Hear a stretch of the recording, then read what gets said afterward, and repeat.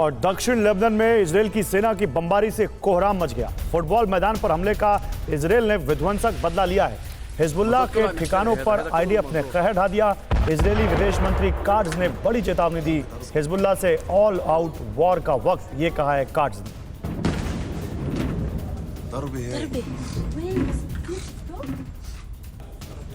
और धमाकों से दहला दक्षिण लेबनान का कफर किला। विस्फोटक धमाकों में तबाह हिजबुल्लाह की इमारत। हथियार डिपो में जाता दिखा था हिजबुल्लाह लड़ाका। आईडीएफ के पिन पॉइंट अटैक में मारा गया हिजबुल्लाह लड़ाका।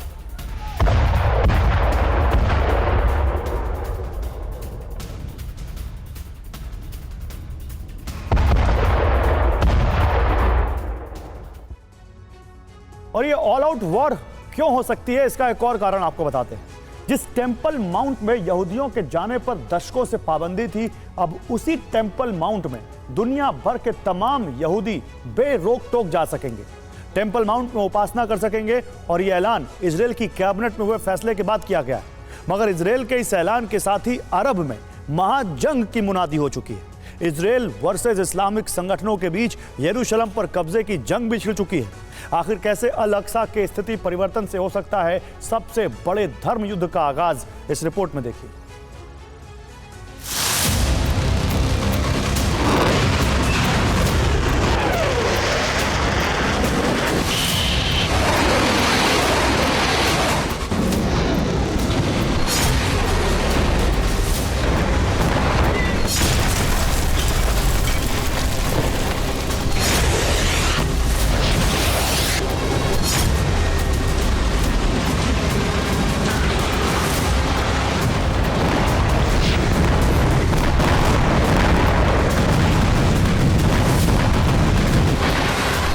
गाजा पर इजरायली सेना का बारूदी भूचाल। उत्तरी इजरायल में हिजबुल्लाह का रॉकेट मिसाइल से प्रहार। दक्षिणी लेबनान पर आईडीएफ की ताबड़तोड़ स्ट्राइक। भूमध्य सागर से लाल सागर तक हूती का ड्रोन कदर।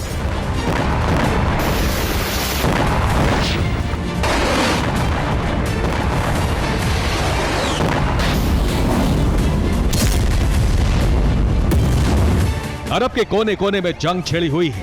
बेहिसाब बम गोला बारूद बरस रहा है। किसी बैटलफील्ड में इजरायली सेना हावी है तो कहीं ईरानी प्रॉक्सी ने अपने घातक हथियारों से कोहराम मचा रखा है।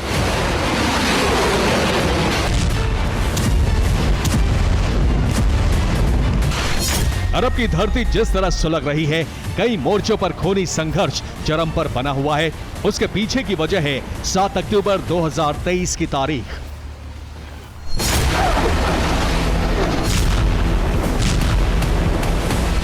जब हमास के लड़ाकों ने इजरायल पर हमला बोला था और इसी हमले का पलटवार करते हुए इजरायल ने हमास के खिलाफ गाजा में मिलिट्री ऑपरेशन का आगाज किया था।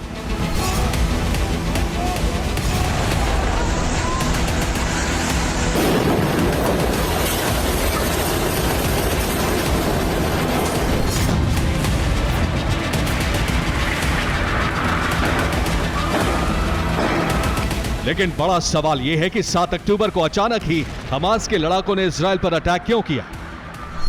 क्यों इजरायल के सुरक्षा घेरे को तोड़कर भीषण नरसंहार को अंजाम दिया?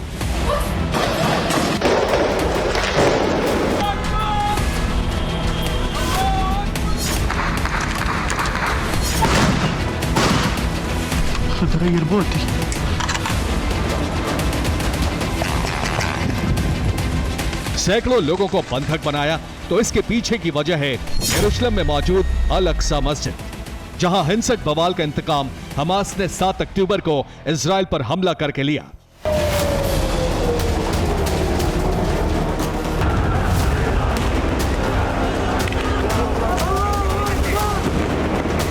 दरअसल अप्रैल 2023 में अल अक्सा मस्जिद परिसर में जबरदस्त हिंसा भड़की। फिलिस्तीनी नागरिकों और इजरायली सेना के जवानों के बीच झड़प हुई। झड़प के दौरान इजरायली सैनिक अल अक्सा मस्जिद में दाखिल हो गए।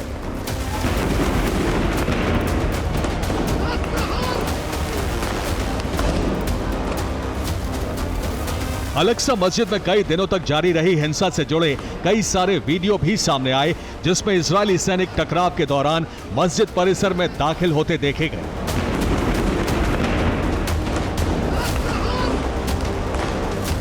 बस फिर क्या, अलक्सा मस्जिद में इजरायली सैनिकों के दाखिल होने की घटना के बाद हमास ने इजरायल से बदला लेने के लिए 7 अक्टूबर 2023 की तारीख को चुना और इजरायल में घुसकर सबसे बड़े हमले को अंजाम दिया।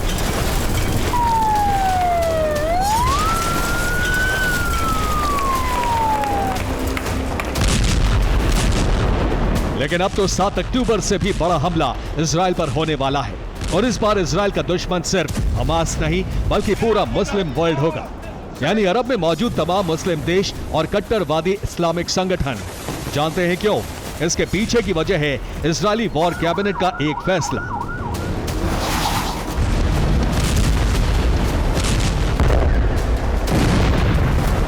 वो ये कि टेंपल माउंट में यहूदियों के प्रवेश पर रोक हटाई गई। अब यहूदी टेंपल माउंट में उपासना भी कर सकते हैं। इजरायली मंत्री बेन ग्विर ने इस फैसले पर मोहर लगाई। टेंपल माउंट में यहूदियों की एंट्री पर इजरायली कैबिनेट की मोहर के साथ ही ग्लोबल जंग का ट्रिगर दब चुका है।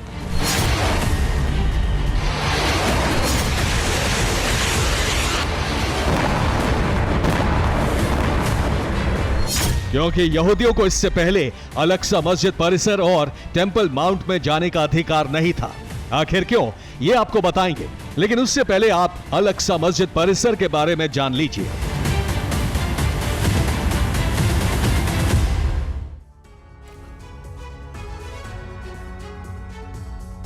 और देखिए, पूर्वी यरूशलेम में पुराना शहर शामिल है जो 3 प्रमुख धर्मों यानी यहूदी, ईसाई और इस्लाम के लिए काफी महत्वपूर्ण है। इस इलाके में कई धार्मिक स्थल हैं जिसे आप इस मॉडल के जरिए समझिए। यह यरूशलेम की अलक्सा मस्जिद है जिसे इस्लाम में मक्का और मदीना के बाद तीसरा सबसे पवित्र स्थल बताया गया है। अलक्सा मस्जिद और डोम ऑफ द रॉक एक ही परिसर में बने हुए हैं। डोम ऑफ द रॉक के बारे में मान्यता है कि सन 621 में इसी जगह से इस्लाम के आखिरी पैगंबर मोहम्मद ने जन्नत का सफर किया था और इसी 2 एकड़ के परिसर में यहूदियों का टेंपल माउंट भी है। लेकिन अब सिर्फ इसकी एक दीवार बची है जिसे वेस्ट वॉल या वेलिंग वॉल कहा जाता है और ये यहूदियों के लिए सबसे पवित्र जगह है। यहीं पर अल अक्सा मस्जिद परिसर के अलावा ईसाइयों के इलाके में the church of the holy sepulchre है। ईसाई धर्म ग्रंथ न्यू टेस्टामेंट के मुताबिक इसी शहर में ईसा मसीह ने अपना उपदेश दिया था और यही उन्हें सूली पर चढ़ाया गया था और फिर यही वो अवतरित भी हुए थे। लिहाजा इस पूरे परिसर को लेकर यहूदियों और अरब के इस्लामिक देशों के बीच विवाद चला आ रहा है। इससे पहले इजरायल या फिर दुनिया भर में मौजूद तमाम यहूदी वेस्ट वॉल या वेलिंग वॉल के पास खड़े होकर उपासना करते थे। यहूदियों के टेंपल माउंट के भीतर जाने पर पाबंदी थी।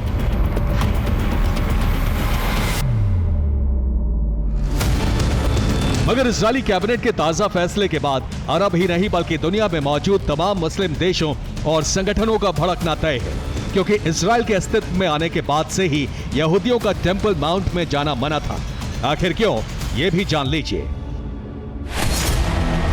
दरअसल 1947 में यूएन ने विभाजन के तहत यरूशलेम की परिकल्पना की। यरूशलेम को एक अंतर्राष्ट्रीय शहर के तौर पर पहचान दी गई। 1948 में इजरायल की स्वतंत्रता के साथ यरूशलेम का विभाजन हुआ। 1949 में यरूशलेम का पश्चिमी हिस्सा इजरायल के नियंत्रण में आया, वहीं पूर्वी हिस्सा यानी पुराना यरूशलेम जॉर्डन के नियंत्रण में आया। पुराने यरूशलेम में ही temple mount, dome of rock मौजूद है। हालांकि साल 1967 में इजरायल ने 6 दिन की जंग लड़ी और इसी दौरान पूर्वी यरूशलेम पर भी कब्जा कर लिया। तब से वेस्ट बैंक का यह इलाका इजरायली नियंत्रण में है। मगर अब इजरायली कैबिनेट के ताजा फैसले से यरूशलेम का विवाद फिर से बढ़ चुका है, जो किसी भी वक्त महायुद्ध की शक्ल ले सकता है। Bureau report, TV9, Bharatvarsh.